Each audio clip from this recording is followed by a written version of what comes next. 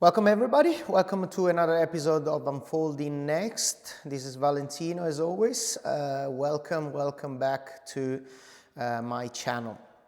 This episode is going to be part of our crypto playlist and following the video of the creation of your own wallet, I would like to talk a little bit more in depth to give you an understanding of what are bridges and why sometimes you cannot bridge tokens or coins in between chains, and the importance to understand exactly what the reason are and clarify a lot of this concept will help you to avoid mistakes and will make you easy and understand a process that is actually in theory is not really difficult to understand, but in practice it is. So in the previous episode, you set up your crypto wallet, and you say you got some token or assets or from a centralized exchange. We already talked about a little bit about that. So now, what I want to talk about is the concept of interoperability. So when a coin or a token is on one chain, doesn't mean that that coin can be transferred anywhere. Let's talk about on the practical things. So let's talk about Ethereum, for example, chain, and let's talk about Solana, two major chain. Let's talk about Solana. After I will talk about different things. So if you have an asset, a token or a coin, let's say Ethereum, and you would like to have that on Solana, you cannot transfer it directly because the two chains are the chain. You need to consider that the chain don't talk to each other. Every chain has let's make it easy, own language, a different consensus mechanism, and a different type of addresses. So you cannot send an asset from one chain to another unless there are some important things that needs to be ticked. So first of all, this asset must be compatible and supported first. The second things that needs to be the capability from going from one chain to another chain, and that's what we call that can be achieved through what we call bridges. But let's try to be more precise. Let's make an example. I do not know exactly if that can be done or which bridge are doing it, but I'll make you an example. Let's say you would like to transfer some Ethereum from Ethereum to Solana chain. There is two hypothetical scenarios. First of all, that Ethereum is compatible on the native Solana chain. So on the Solana chain, you are allowed to have Ethereum coins. That could be the first option. The second option, it would be Solana will not have the compatibility to have Ethereum native token. However, will offer the possibilities to have a wrap Ethereum on Solana chain. What is a wrapped asset? A wrapped asset is a copy. Try to be simple, plain and simple. It's a copy of a native asset residing on a different chain, in this case Ethereum on Ethereum chain, and when you transfer these assets from Ethereum chain, it will be locked into a smart contract and a Solana chain that actually will release a copy of this asset that is called, in this case, let's call it wrapped Ethereum on Solana chain, that got exactly the same value of it, and you can use into Solana chain. Now, until you would, in order to unlock your wrapped Ethereum on Solana chain, your native Ethereum, you must return the same amount of the wrapped asset, in this case wrapped Ethereum, and to the smart contract, and that will be unlocked. But these are wrapped assets. Let's talk about, for example, of an asset that there is a coin that is supported, a token that is supported in both chain. Let's say a stable coin like USDT or USDC. Okay, they both supported in both chain. So in that case, if you pass, let's say, 10 USDC from Ethereum to USDC, I'm talking about native USDC to Solana chain, well, in that case, you only use the bridge to transfer them. There's no wrapping or nothing, because the asset is supported in both chain natively.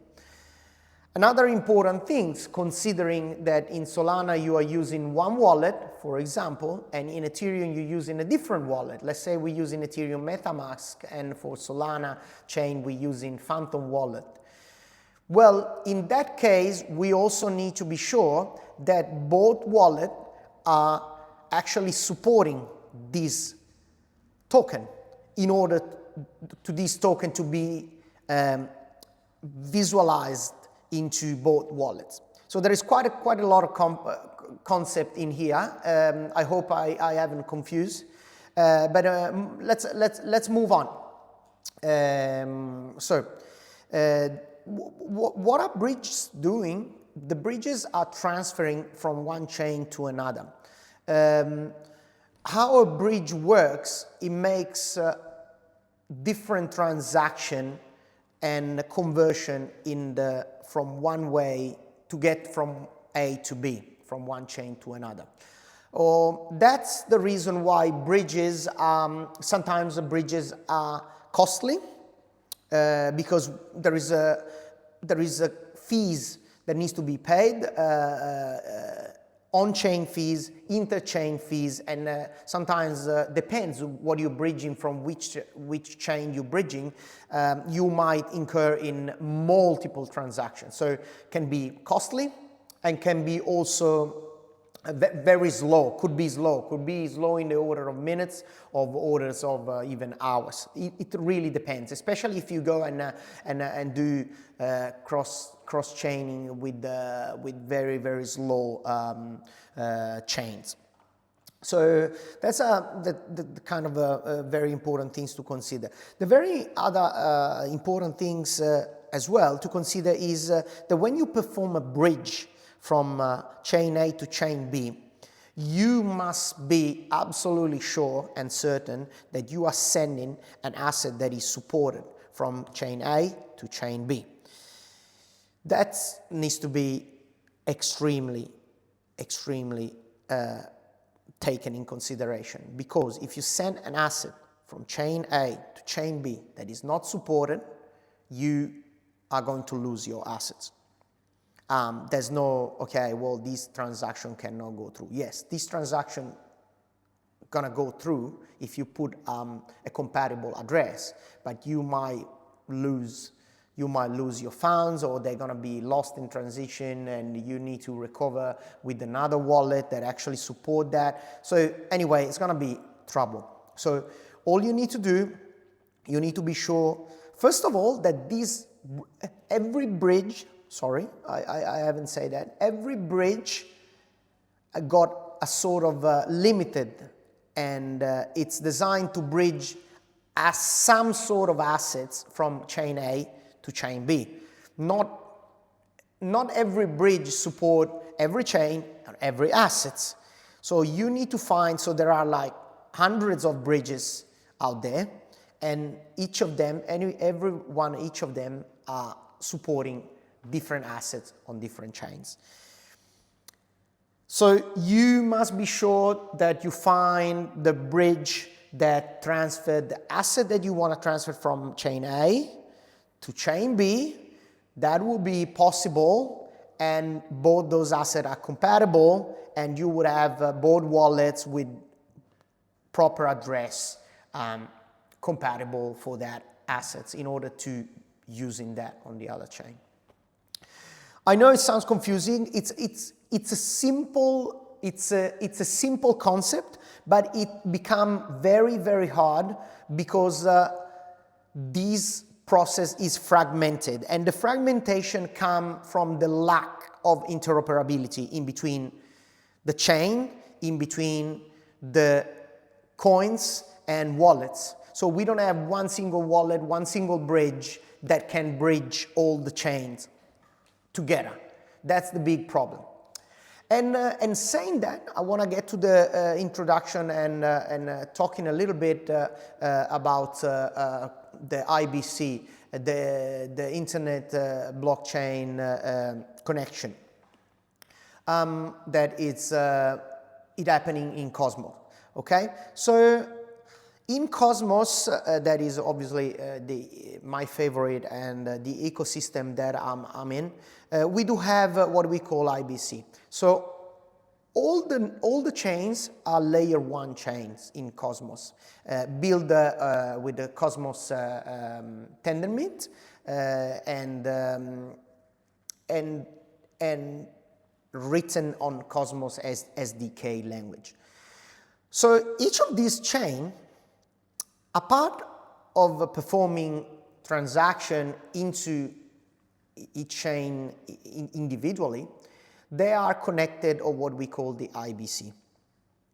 So the IBC is implemented also in wallet like Keplr or Leap wallet. They are the major wallets in Cosmos ecosystem. And what they allow you to do, you will be able to send an asset, if compatible chain by chain, from one chain to another Cosmos chain without using any bridge and using what we call the IBC, that is our Cosmos bridge, and is integrated in the ecosystem. So it's seamless. So you pretty much from your wallet, all you have to do, you have to select IBC and select the asset, let's say USDC, and you send it from chain A to chain B, as long as the asset is compatible. But all you're doing through your wallet on a single interface, and the transaction is very, very quick, in the order of seconds, and it's absolutely cost nothing, so fraction of cents in the native token that you are sending from one chain to another. From chain A to chain B, you're going to pay the fees in chain, usually in the chain A native coins. However, the IBC also allow to use USDC or any other assets to pay fees. That's incredible. Now, why do I want to talk about that? Because it's a simplification. So let's say you will have, in Cosmos we do have more than 100 chains, and every chain is connected through IBC and can be used and can be interoperable, and it's absolutely easy to do that without any complication. And that's why I believe Cosmos also is going to be like the center of the internet. Like the internet was before the center of the blockchain, because we'll be able to connect all those chains. And why I said that? Because a week ago, 10 days ago, Cosmos ecosystem and through the new revamped Atom Cosmos Cosmos Hub, they develop and launch the IBC v2. It's called IBC Eureka, that in Italian or Greek we say Eureka, but Eureka. And what is aiming to do, and what is it doing, is connecting the major blockchain through the other chain, Cosmos chain. So we're gonna be able to have an IBC that, for example, connect any chains, any Cosmos chain to Solana, to Ethereum, to any layer 2.